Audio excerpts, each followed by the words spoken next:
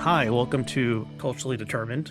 I'm your host, Aryeh Cohen-Wade, and my guest today is Kristian Vistrup Madsen. Kristian, could you please introduce yourself? Yeah. Um, I'm a writer based in Berlin, originally from Denmark. I've lived here for quite a few years, and I usually write art criticism and other kinds of cultural criticism. I had a book come out a couple of years ago called Doing Time, which is a nonfiction book about using other people to make art. Yeah. Thank you for coming on. So, we're going to be talking about an essay of yours that I encountered an excerpt of in Harper's a month or two ago, but it originally ran in the White Review. Is that what it's called? Yeah. The White Review .org, and a link will be in the show notes. And the headline of the piece is Chains or Whips, the Cruel Decade and Its Aftermath. And the essay is about the aughts. It's strange that we don't even, at least in America, haven't really decided what this decade is called, but the decade between 2000 and 2010, but maybe the chronological dates don't actually matter, and it's more of a kind of state of mind. So we're not going to be talking only about that length of time, but the piece is really interesting. And like I said, the link to the full thing will be in the show notes. Okay, what was the inspiration for writing this piece and looking back at this time period?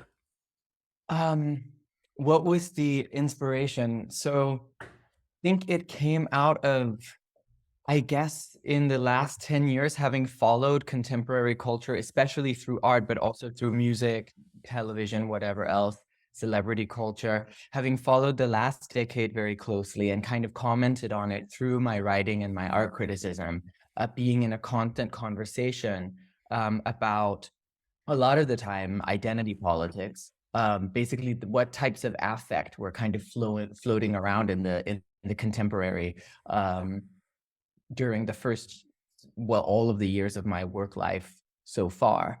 And I think as we moved further and further away from the 2000s, there was a moment, like I think I started thinking about this maybe 2 years ago, when I first pitched it to the editor. And maybe there was something in that moment of, it was around the time when the troops were leaving Afghanistan. The Britney documentary came out. Like certain things, I think maybe had triggered this feeling that we were starting to be able to look at the 2000s in a different way, and in fact, that the 2000s could help me say some of the things that I wanted to say about the contemporary, but maybe the contemporary is still a little bit too close and therefore murky. Okay, and you actually start the essay off with those two examples. I'll just read the opening of the essay. It seems to me that the aughts ended with the final withdrawal of NATO soldiers from Afghanistan in 2021, or with the end of Britney's conservatorship. One of the things I liked about the essay was you're taking historical, international events, news events, and then cultural things. Some of, obviously Britney Spears is a huge star of the past 20 years, but you're also looking at some of just the forgotten garbage trash of the culture over the past 2 decades, and drawing connections between them. And the theme you identify, which is in your subtitle, is that this was a decade of cruelty. And I think in the excerpt that ran at Harper's, they started with the line, um, it started with the low rise jeans. That's one of your cultural signifiers at the beginning of the metaphorical aughts. So can you talk about why is it that cruelty is what you identified as the major theme of this period? I think because when we think back on it now, that is what feels, or what felt to me, most strikingly different about that time. Like that is what we don't encounter, at least not in the same way, in kind of public culture anymore. So I think in a sense it was easy to identify because it was kind of screaming to be seen. Like this kind of cruel paparazzi culture, the way that women were treated in the public sphere. One kind of like very glaring example is what happened in Abu Ghraib. And I guess not even because I think all of the things are still happening, but it's also that they were that they captured people's imaginations, that people were obsessed with those things. Like they really took like a kind of public bashing took center stage in that culture in a way that it hasn't quite in the I think it's possible to argue in the decade since. There are all kinds of injustices and other types of things that continue to happen, obviously, but they have a different flair or something to them which isn't quite cruelty or not quite this type of sadism that I that identify. That is to say, sort of cruelty for its own sake. Hmm. Let's see. How do you decide not just to do either talking about something purely about culture and not talking about, you know, George Bush and Abu Ghraib and 9/11, or just talking purely about the historical events and not talking about Britney Spears and Shannon Doherty's how Shannon Doherty's jeans and Charmed looked outdated a couple years later. For me, those things, because I'm talking about image culture, I'm talking about public media culture. Those things are absolutely related because they're happening right next to each other. They're happening on the same screen or inside of the same magazines or newspapers. I'm not sort of talking almost in a sense of those things happening in the real world. I'm talking about their image. And so they really are, in a sense, the same. And also I think just on a personal or like the place from where I speak from, that is what I'm able to talk about. I am not somebody who has an enormous amount of knowledge about the war in Afghanistan or about politics or indeed about pop culture in the sense that I could really go down and become like very, very specific. I think this is just the mode that I'm used to reading culture in a sense. Mhm. And I think it's also it's a nice way to structure an essay because often you're not as an individual, hopefully, if you're lucky, particularly close to, say, to the war in Afghanistan, Mhm. but you might feel very close to certain other things like which jeans you're wearing. And so it's like an obvious way to kind of to begin to write. Like I think one thing that I remembered strongly is like this was even quite late, maybe like 2011, when I think that things started to change. I was in Paris with a friend, and we kept wanting to we wanted to take a picture of ourselves the way that one does when one is on holiday. And we just could not bring ourselves to do it. Because it was just at that point a total kind of also being, like 19 or something, but like it was a total faux pas to take a picture of yourself. It's impossible. It was so crass. And just like, I don't know, a little sort of, I don't know, like crack of a memory like that opens up a whole kind of field of like, why was that and what changed? And I think even though this memory is totally absurd and a bit stupid, there's something about that which I also long for in the essay, that there was some kind of dignity or something that was lost in this like trade-off of cruelty for mercy or something, which also became a type of sentimentality. Mhm. Huh. So, this essay is written in English for a UK based outlet. And a lot of what's covered is American popular culture and American geopolitics and stuff. And you are not American. Did you live in America during any of this period, or were you just absorbing this from like an outside perspective? Um, Actually, I hadn't, when I wrote it, I hadn't even thought about that it was about America. Like it was only when it was picked up by Harper's and I since kind of talked to people about it that they felt that it was an essay about America. For me, it was about media in a way. And I guess it with my kind of fairly shallow consumption of media, it more turns out to be American media, especially because the other types of media that I consume are not in English, and so they don't make sense to refer to in an essay that's written in English. I think it just became about America sort of by happenstance, in that way. But now that you ask, I did actually live in America for a time during the 2000s, when I was 15.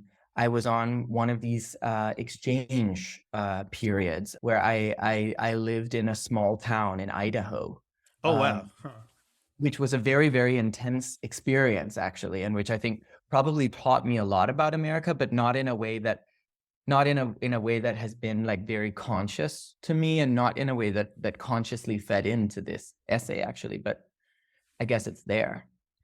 Okay, that's very interesting. And then if you were in the, quote unquote middle of nowhere, then the American culture you were consuming would be, through TV or the covers of magazines or stuff like that.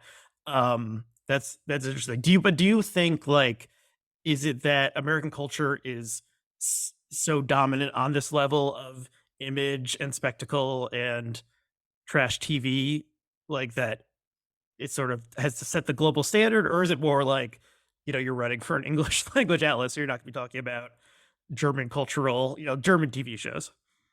It's maybe it's a bit of both. I could have mentioned other examples. In fact, I like, if I had an audience for those examples that are maybe more dear and personal to me because they are in my mother tongue. I would love to speak about those, but I don't have an audience for them. And the crucial thing about pop culture is that it's not so much about the product itself, as about how it's received, right? That's the kind of like how everybody puts them, like projects themselves onto the pop star or whatever news item it may be. So it also, like, if it was another type of culture, which doesn't function in that way through projection, but really is something in and of itself, it might have made sense to choose an obscure example that people didn't know, but through writing about it, it would serve its purpose or something. But I don't like.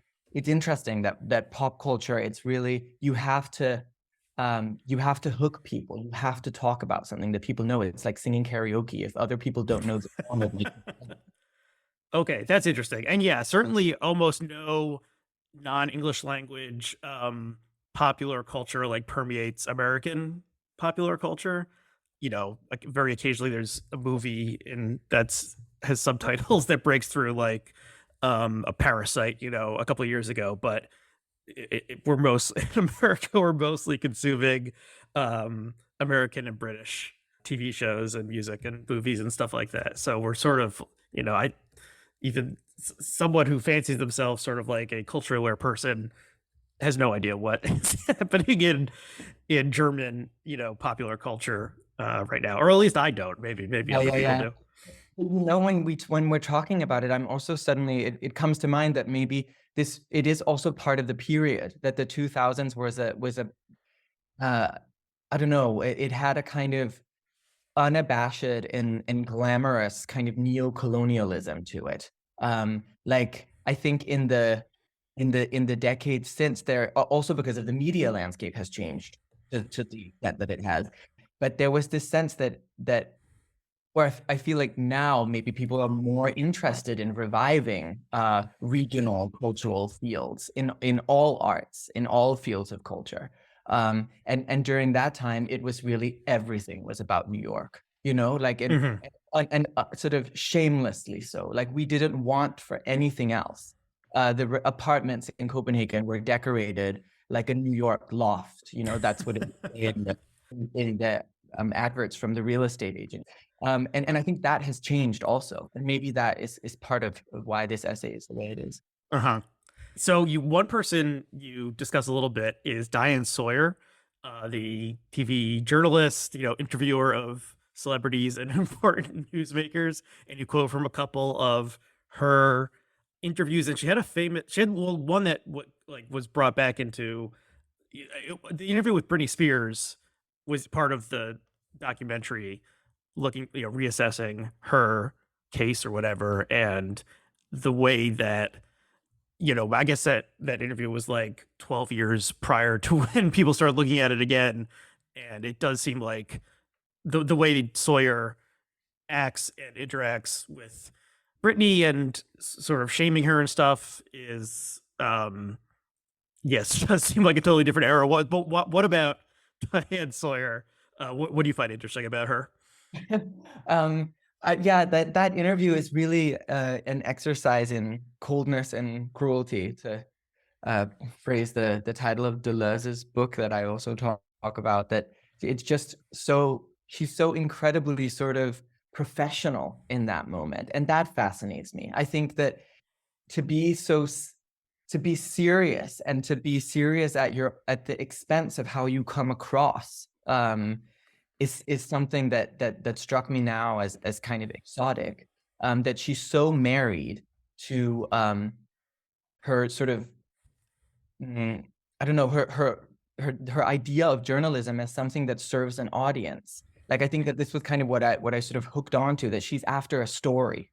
And Hmm. and I think now, I think also with social media and stuff, it's much more about the celebrity themselves, as if we could all be them, that we always put ourselves in those in their shoes or something, rather than like using the celebrity as a means of entertainment for our sake. And she was really thinking about her audience. She wanted to make Britney cry because that's what the audience wants. It also reminds me of this anecdote about Joan Didion, where somebody asks her, like, wasn't it terrible to see a little boy who was on drugs, when she writes about Height and Ashbury in the late 60s, and she's like, no, that was gold, like, Right, this is what right. journalists are looking for. And this kind of, yeah, this seriousness, I think that fascinated me. She's not sentimental. Thinking about some of the, yeah, some of the things from 15, 20 years ago. I mean, with Britney, it was sort of like the well-meaning, I think there was like a Matt Lauer interview that was also shown, and it was of course revealed subsequently that Matt Lauer was a sexual harasser, but it was things like, don't you think you're too sexy, and like giving a bad example for young girls, like, or I mean, and there was also a lot of stuff about the way Britney was acting with her small children, but sort of that like moral, fake or real moral concern about like, think of the children kind of thing. And then that sort of went away, and at least in America, a different moral like fervor arose, and some people call this wokeness or whatever. But like, you can't imagine someone today interviewing a pop star and being like, "Do you worry you're too sexy?" Like that sort of concern has totally evaporated. And maybe that was more of a late 90s thing than an aughts sort of thing. But just like, think of the children. A lot of, especially related to like sexuality, like that's changed now, and maybe it's turned into like these absurd right-wing concerns about like drag queens, turning kids queer or something like that, sort of that, concern about the children. But it seems laughable today whenever there's some like right-wing figure who moralizes about something being like too sexually provocative or whatever. It was like that; those concerns have vanished from the public sphere, and now it's like, they're teaching, at least in America, they're teaching your kids critical race theory. They're teaching them how to be woke. It's very different.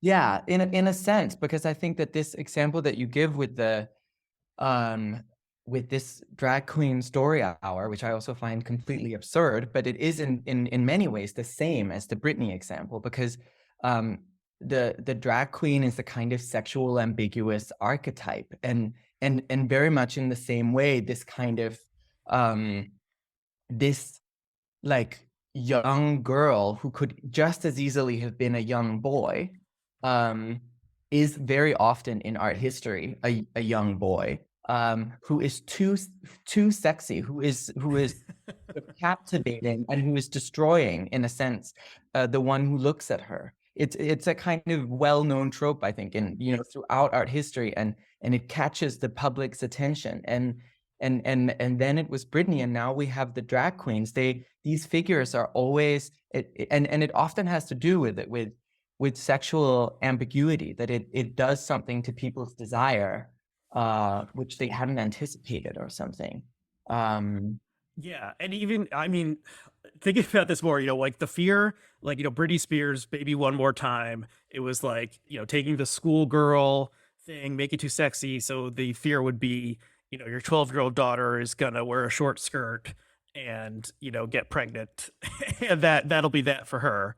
And then now the fear is even more ridiculous, of where it's like your kid will be tricked into like changing their gender expression or something through, yes, through through a drag queen or something. But yeah, I guess maybe the core fear is essentially is essentially the same one, but it is, yeah, there's, I mean, trans people were barely part of the public conversation 20 years ago, so maybe it's just that Yeah, aspect of it.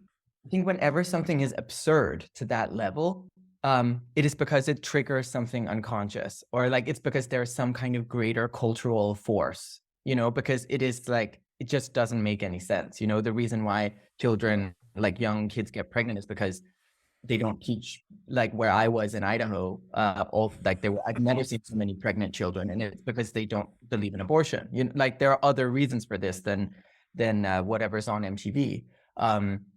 But in a way, like I love Britney for in a way for what happened to her image. Like I think that she's a kind of fantastic icon, and really an icon in the kind of religious sense that is often to do with kind of sacrifice or like it like destruction comes before it or something, and how like I think the pop stars of today, I was like thinking about Beyonce or Taylor Swift. Beyonce, of course, has been with us for just as long, but they're not icons. They don't have this religious quality of sacrifice. They are powerful. They're king, they're secular in a sense. And that was what was magical about Britney. You can't produce this type of thing. That's interesting. I mean, yeah, thinking about a figure like Britney, yeah, I mean, I guess Beyonce is probably about the same age, maybe just a couple years younger than Britney, and came up just a couple years later. Yeah, I mean, Beyonce, her image has become, well, you say secular. I think she's treated like a goddess or something. Like she is beyond human in her beauty, her dancing ability, her like performance, and people treat her like she's a different being. And then with Britney, there was so much glee in her like downfall, and the media obsession with her like mental illness or whatever. And but there definitely was like a gleefulness in the like, oh, she's finally getting her comeuppance for all her bad behavior or her sluttiness, quote unquote, or whatever. And then maybe it's just like image management has changed in some ways for these figures, and Beyonce probably has 100 people working behind the scenes maintaining her image as this like distant figure who comes down from the heavens to perform or drop a new album every couple of years. Swift is somewhere in the middle, I think. She foregrounds her like humanness and her failings and romantic failings and stuff more. But yeah, but maybe it was like Britney in her era, there was no other way for her to communicate with her fans than through paparazzi, interviews on the Today Show, stuff like that. Whereas now, the contemporary pop stars have a unmediated, sort of, I mean, technologically mediated connection with their fans. Does any of this Yeah. make sense to you? I'm thinking about it also as you speak. Like I have this metaphor in the piece about like a changing of the guards, that there's this feeling that, like, let's say Britney and Diane Sawyer met at the changing of the guards, that part of what was able to produce this kind of almost religious spectacle of iconicity, like Britney's kind of public sacrifice, was that the media landscape was out of control. Like there was a kind of mass image production, mass circulation, mass consumption that like almost on the same level that we know today, but like just before it was formalized. You know how like for a while everybody thought that they would never again pay for music, and then like in the 2000s, and then like Spotify came along and everything was structured, and like that there was this moment of kind of chaos or something, right? We just realized what to do with these new image technologies, and maybe now that there's so much control around it, like maybe it takes a bit of chaos to produce a real icon in this kind of religious sense. And the people who are now like, I noticed this, more than 5 years ago, but when I go to the supermarket and look at the covers of, gossip magazines, I don't know who any of the people are because I don't watch reality TV like that. The people who are like the subjects of gossip and intrigue and stuff are much less actual celebrities and much more people who are on reality TV, and then they're there primarily to create drama. And it's not like they have a side thing, or, maybe they want to be a musician or an actress or something, but it's not like we're gossiping about who the great, singer is hooking up with. It's like the Real Housewives of whoever, like the latest feud. So there's been some separation between like the people who have artistic talent and our obsession with their personal lives, and then this like relatively new class of people who just exist for gossip and turmoil and stuff like that. Yeah, yeah. I mean, something which I find really annoying about reality TV in the last decade is like I think the difference is, which is really well illustrated in the difference between Top Model and RuPaul's Drag Race, which it's basically the same show, but Top Model was about cruelty, um, and RuPaul's Drag Race is about emancipation or about affirmation, about finding yourself and giving a place to like difference. And then drag queens are supposed to be bitchy and stuff, but like actually it's quite like sweet everything. Um, and That's interesting. And yet, yeah, there definitely was sort of a second or third generation of reality shows that were more focused on being nice and stuff like the Queer Eye reboot and Great British Bake Off were more about. There's other sort of shows that are about like people with some sort of skill, like glass blowing or flower arranging or something, and it's less of the like, I'm gonna sabotage your souffle or something so I win. And it's much more like these are friendly people like displaying their particular talents, that yeah, sort yeah. of thing. So that's somewhat, I guess that's some sort of dialectic the cruelty aspect of reality TV. Let's see. So one name that goes unmentioned for makes sense, but I want to ask you about it is Trump. And Trump is like a multi-decade phenomenon. Can you talk about why you, and of course the Apprentice, I think started in 2003 or four. Why did you leave him out of this piece? I guess like I hadn't actually thought about it, to be honest. It was not like a very conscious decision. I think I'm not a person who's very interested in him. I'm not like sort of fascinated by his image.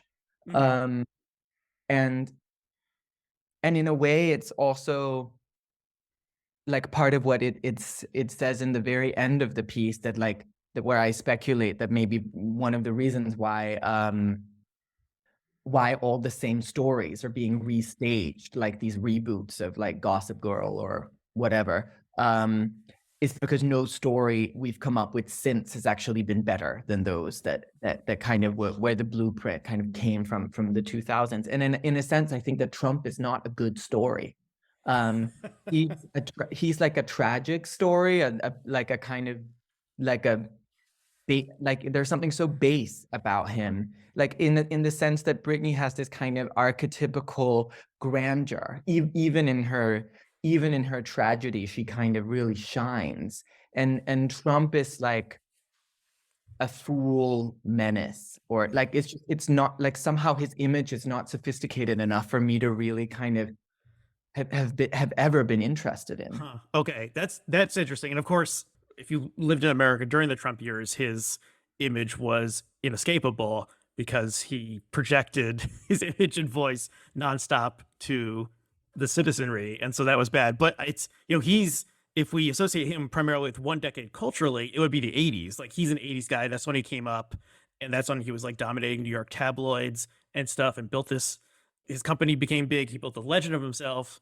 And then in the 90s, he actually, declared bankruptcy and then became the sort of postmodern version of himself where he would appear on TV representing a rich guy, but he actually wasn't rich anymore. he was just like a pure symbol.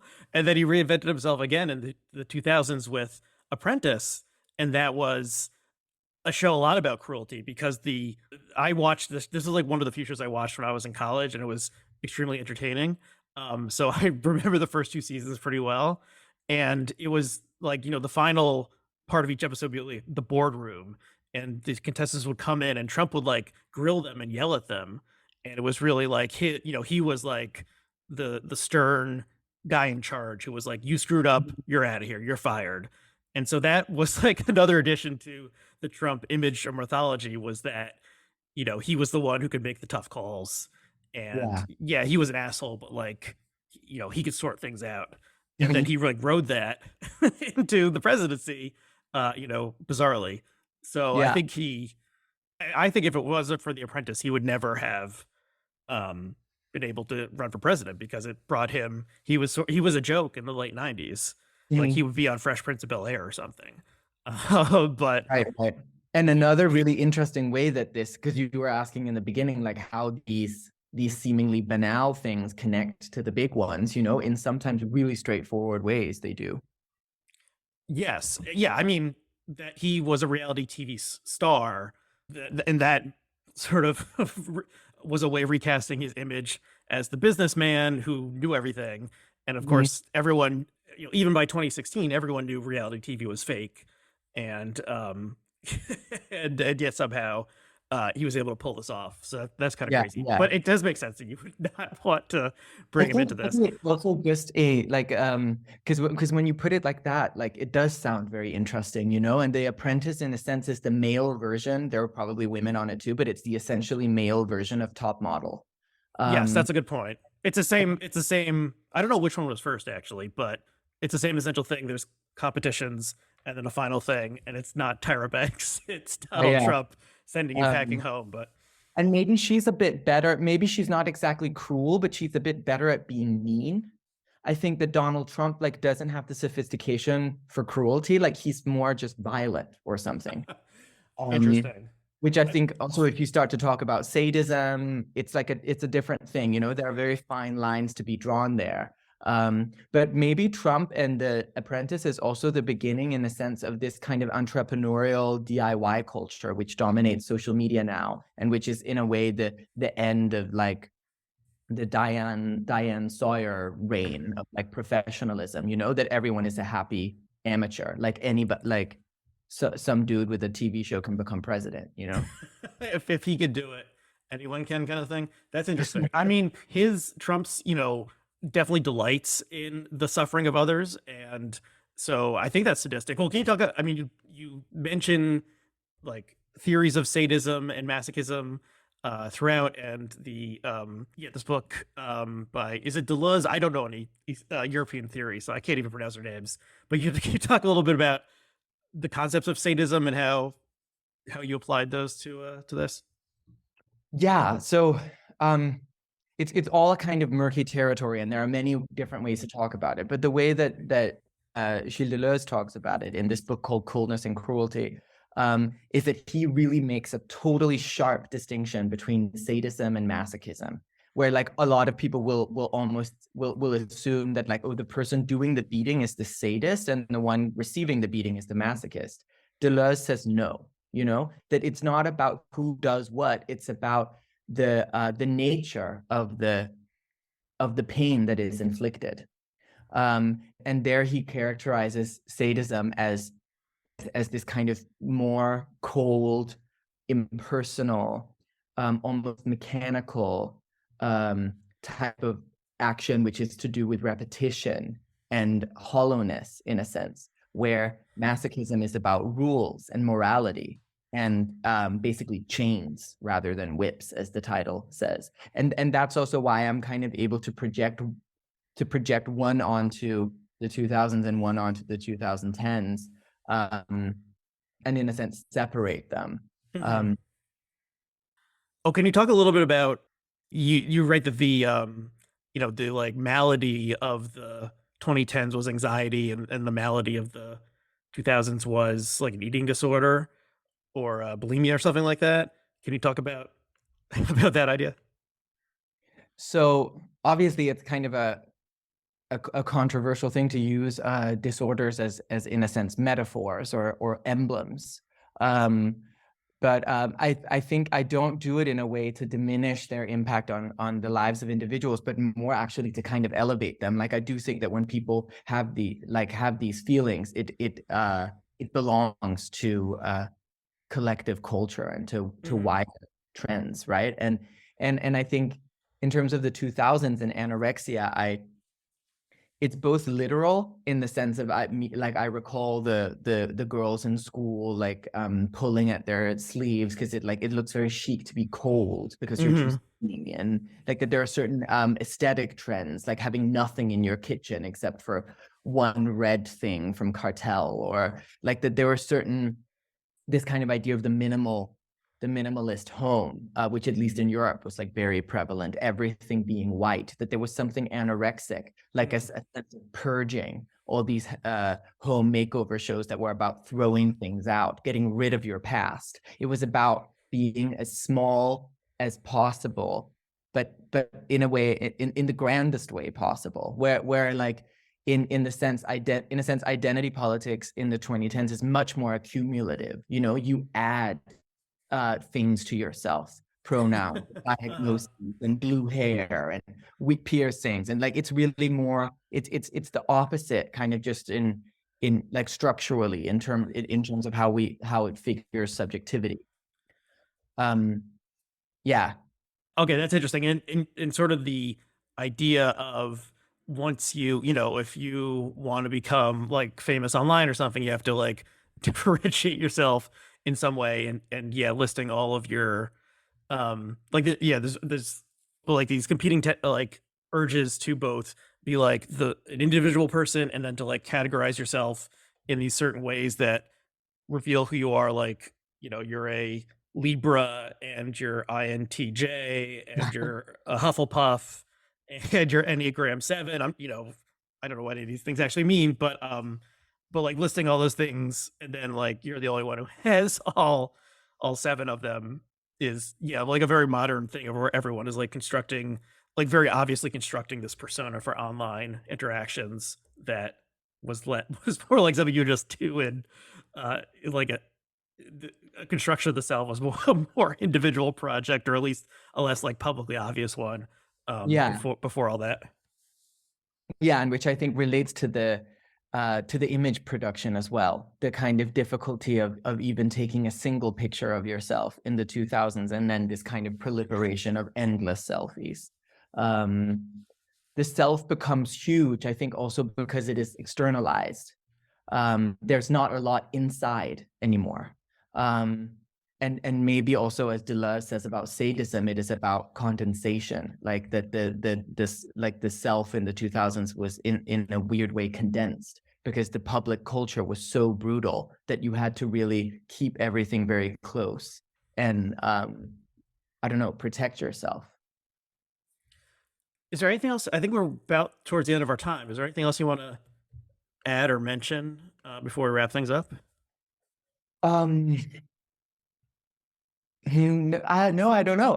I'm just really I'm happy that you found this piece and that it somehow and that it spoke to you. I like what part of it was it that interested you? Do you think that we are kind of ready to talk about the 2000s again and everybody starts dressing like that again, and that it's in that sense it's like zeitgeisty, or is it? I'm in general interested in like just the idea that there's a link between the low-rise jeans and Abu Ghraib, like that sort of thing always appeals to me, of thinking about the big thing and the sort of like more quote unquote silly thing as having some link. I think it's interesting. Yeah, there's definitely like the fashions are coming back, and it has been 20 years since the Iraq invasion, and there's young people who have no memory of this era who are sort of like discovering it through old like YouTube clips and stuff. Like I don't know if you saw this thing going around Twitter a couple months ago. There was this video that someone posted. It must have been from like the yearbook club or something at an American high school, or maybe someone just brought in a camcorder, and it was like 2002, and they're walking through the hallways and everyone is sort of like smiling and waving at the person, at the camera, and the comment was, I think, seemingly from a young person, and it was something like, "Wow, it must have been so amazing to be like, look how like happy everyone seems." And like, yeah, it's like so simple back then. It was like 2002, so it's like, year after 9/11. But obviously, like back then, it was novel if a kid is walking through the hallways with a camcorder, and so people are like, "Oh, hi," and waving at the camera, and it's just, yes, I don't know. There's people who have no memory of that, and don't even understand it, that it would have once been unusual for another high school student to be filming in the hallway, and now Mhm. it's like, I guess all these kids are making TikTok videos, during passing time between classes or something. So I don't know. There's a recontextualization of that period, and younger people looking back at it. There's nostalgia. The Yeah. fashions are back. There's a lot of stuff that I found interesting about the piece. I mean, something that I'm also thinking about since writing it is like that what you're describing there, because of course there's everything has always come in cycles, and everything is always the same in a way, you know. But there is this mounting sense that newness is not quite possible anymore, and that things repeat themselves at such a rate that things are like that there's no memory almost. And I don't know, that seems to me, maybe that's the site of like newness or something, but somehow I wonder if the 2000s was the last time something felt new. That's interesting. I mean, of course, yeah, 9/11, that was very new, of airplanes crashing into skyscrapers. But you also just, there's like at least in American popular culture, there's a sort of stagnancy over the past 5 to 10 years of every movie is a sequel or a reboot or some pre-existing intellectual property, and all these TV shows are having reunions or coming back or something. So yeah, it's like there hasn't been something totally new in that sort of level of popular culture in a while, and it seems like they're gonna run out of, they're like already rebooting things that were just like finished, like 10 years ago. They're doing a new version of them. So that seems there's some sort of stagnant aspect of like mass popular culture there, at least, and maybe people Yeah. are waiting for a change, or yeah, eager for a time when there could be like, the Matrix came out. It seemed entirely new, and now we have like the fourth Matrix movie that came out, and it's sort of like rehashing these same things again. Mhm. Yeah. Um, cool. No, I think I've said a lot of things. I hope that they kind of made sense. Okay, I think they did. Well, okay, if you so why don't we wrap things up there? We both think, yeah, you hope they made sense. I think they did make sense. We'll let the viewers, or not the viewers, we'll let the listeners decide. But if people want to follow your work, where would you direct them to go? I guess Google my name and look at my website. I'm actually not on social media, but all of my work more or less is online. Okay, and I'll put a link to your personal website in the show notes, and there'll also be a link to the essay itself, which we've been discussing, which the title once again is Chains or Whips: The Cruel Decade and Its Aftermath, in the White Review. And people can, I still am on social media, or at least Twitter. People can follow me there at RACW. Okay, well, thank you, Kristian, for taking the time and having a transatlantic conversation. And thanks to everyone who listened to this. And they can rate and review and do those sorts of things that help the show. And yeah, well, thanks again. Cool. Thank you so much for having me.